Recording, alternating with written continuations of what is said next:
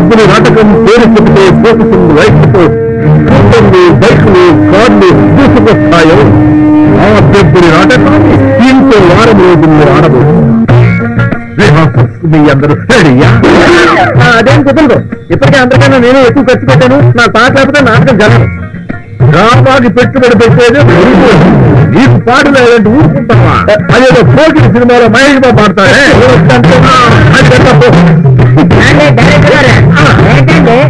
ఇది పాట పెడతారా?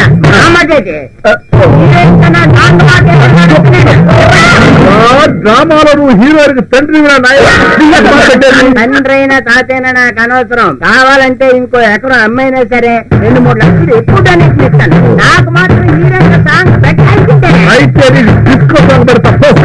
ఓకే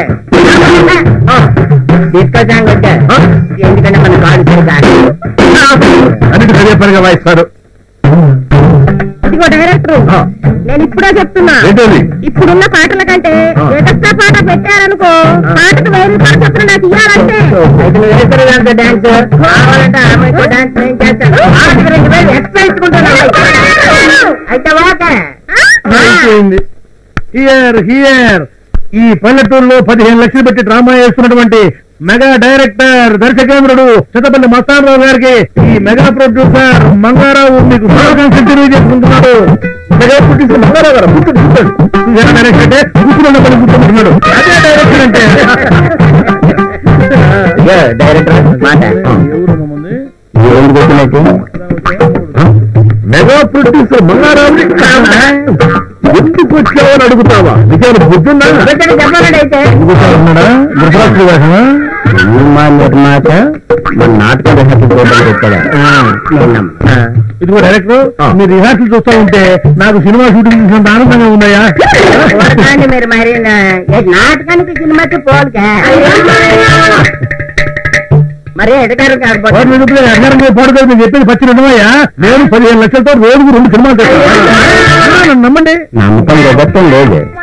అయ్యా నువ్వు గ్రేట్ నిర్మాతలను తెలుసు కానీ 15 లక్షలతో 2 సినిమాలు తీస్తానంటే గ్రేట్ స్టేజ్ డైరెక్టర్ అయినా నేనే నమ్మలేకపోతే. నిర్మాత గారు, మీరు చెప్పిందే నిజమైతే 4 ఎకరాలు అమ్మైనా సరే నేనే హీరో వేషం వేస్తా. ఇదిగో డైరెక్టర్, మీరంతా పెట్టుబడి పెడితే నేను సినిమా చేస్తా, కానీ నువ్వే డైరెక్టర్.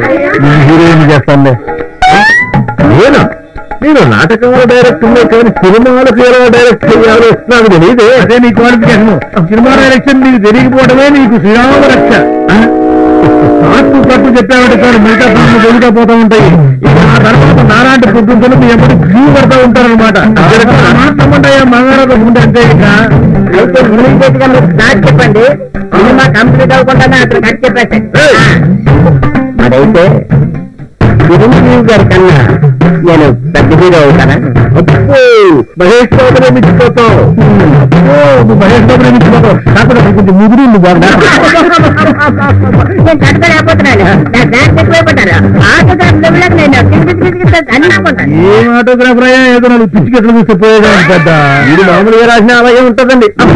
సార్ నాకు చిన్న ఎక్కడేది చిన్నప్పటి నుంచి నన్ను అందరూ అతి షాపుందాపులా ఉన్నావు అని అనుకున్నాను.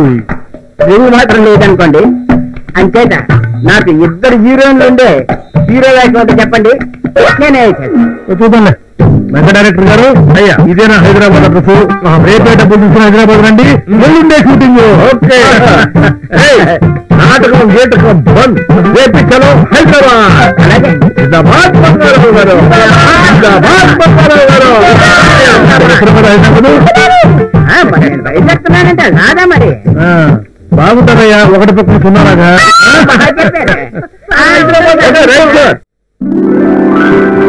నీకు అంతా మంచి జరుగుతుంది చెప్పి ధైర్యంలో దేవుడు సాయం చేస్తాడు.